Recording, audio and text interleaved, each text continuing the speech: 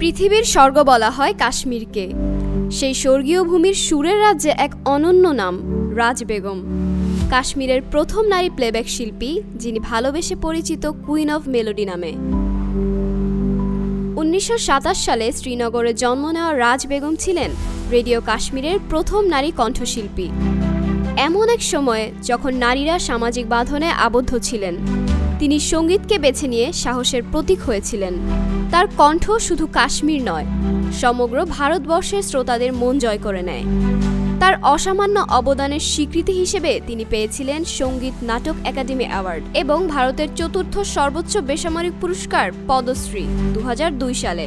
দীর্ঘ জীবনের পর 2016 সালে 89 বছর বয়সে প্রয়াত হন এই কিংবদন্তি শিল্পী। রাজ বেগমের জীবন কাহিনী এবার নতুন করে আলো ছড়াবে চলচ্চিত্রে। ড্যানিশ রেঞ্জুর নির্মাণে তৈরি হয়েছে জীবনীভিত্তিক সিনেমা সংস অফ প্যারাডাইস। এই ছবিতে রাজ বেগমের চরিত্রে অভিনয় করেছেন শাবা আজাদ। সম্প্রতি প্রকাশিত হয়েছে ছবিটির মোশন পোস্টার, যা ইতোমধ্যেই দর্শকদের মধ্যে ব্যাপক আগ্রহ তৈরি করেছে।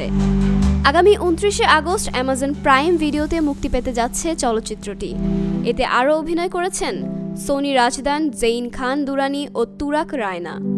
চলচ্চিত্রে স্থান পেয়েছে রাজ বেগমের শৈশব, বেড়ে ওঠা, সঙ্গীতে আসার সংগ্রাম এবং কাশ্মীরি সংস্কৃতিকে বিশ্বমঞ্চে পরিচিত করার সেই গৌরবময় যাত্রা। নির্মাতা বলেছেন, চলচ্চিত্রটি আসলে রাজ বেগমের প্রতি এক অসাধারণ শ্রদ্ধাঞ্জলি। শাবা আজাদ অসাধারণভাবে ফুটিয়ে তুলেছেন কাশ্মীরের এই মেলোডি কুইনের চরিত্র।